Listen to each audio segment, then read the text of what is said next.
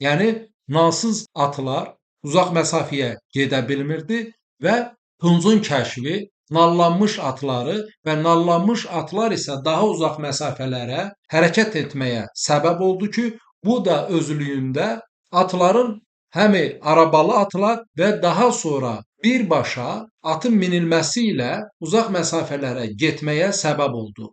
Və belə bu səbəbdən də biz köçəri həyat yaşayan topluluqların eramızdan əvvəl 5-ci, 4-cü minillikdən daha geniş hal aldığını görürük.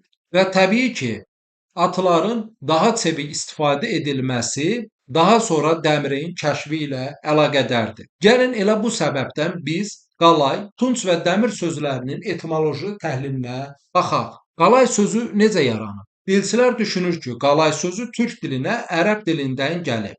Yaxşı, ərəb dilinə bu söz necə gəlib?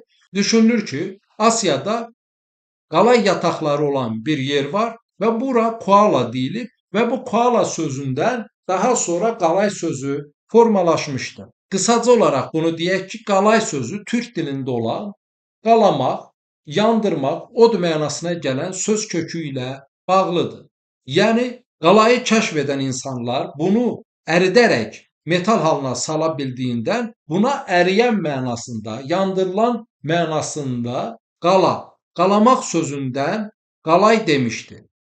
Və daha sonra qalaya qurğuşunu qataraq tuncu əldə edən türklər tan, təndir, tonqal, günəşin doğması mənasına gələn dan, çayın dəmlənməsi mənasına gələn dən söz kökü ilə eyni kökdən tan sözündən yanan, odlanan mənasında tan, orada son n-nın nıqlaşması ilə tank, n-nın cılaşması ilə tunç sözünü formalaşdırmışdır. Qeyd edim ki, bir çox türk dialektində və Orta Asiya türklərində buna tunç yox, elə tunk deyilir.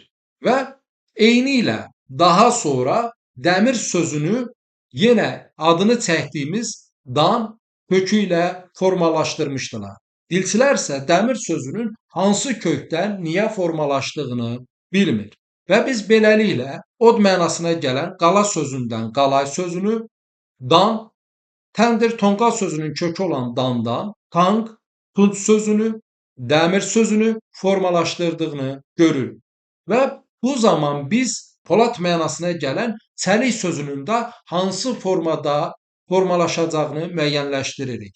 Çəlik sözü türk dilində olan uc, çal kökü ilə bağlıdır. Çal sözü əski türk dilində ağ, işıq mənasına gəlmişdir.